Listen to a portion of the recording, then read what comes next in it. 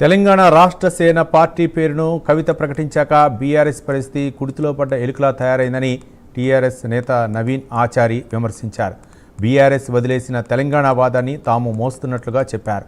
తెలంగాణకు ఒక ఇంటి పార్టీ కావాలని కవిత పార్టీ పెట్టారన్నారు. తెలంగాణ వాదులను లాఠీలతో కొట్టించిన వారికి మంత్రి పదవులు ఇవ్వలేదా అని ప్రశ్నించారు నవీన్ ఆచారి. ఇక తెలంగాణ అస్తిత్వాన్ని కాపాడే గొప్ప అడ్మినిస్ట్రేషను కవిత చేయబోతున్నట్లు వెల్లడించారు. తర్వాత తెలంగాణ వాదాన్ని పుణికిపుచ్చుకొని పేరులో తెలంగాణ కలిగినటువంటి ఒక పార్టీగా కవితక్క గారు ముందుకు కదులుతూ ఉన్నారు. తెలంగాణ ప్రజలు మీ మీద ఉంచినటువంటి బాధ్యతను మీరు వదిలిపెట్టినా కూడా తెలంగాణ ఉద్యమం నుంచి ఎదిగిన బిడ్డగా కవితక్క గారు దాన్ని తీసుకొని ముందుకు పోతున్న సంగతి మీకు ఒకసారి గుర్తు చేస్తూ ఉన్నాం.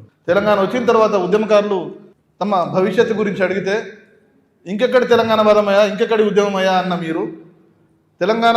మీరు సభలు పెడితే, టీఆర్ఎస్ పార్టీగా మీరు ఉన్నప్పుడు మీరు సభలు పెడితే మీ సభలకు మందిని తీసుకొచ్చినందుకు కడియం శ్రీహరి గారి కాన్స్టిట్యున్సీ లోపల ఒక కార్యకర్త తండ్రిని కొట్టి చంపితే ఆ రోజు మీరు నిరసనలు చేసి అధికారం వచ్చిన తర్వాత అదే కడియం శ్రీహరి గారిని తెచ్చి మీ పార్టీలో చేర్చుకొని ఉప ముఖ్యమంత్రి చేశారు. కొద్దిగా సిగ్గుపడండి. కొంచెం మొత్తం తెలంగాణ వాదుల మీద లాఠీ ఎత్తిన ప్రతి ఒక్కడికి మీ ప్రభుత్వం లోపల మంత్రి పదవులు కొంచెం సిగ్గుపడండి.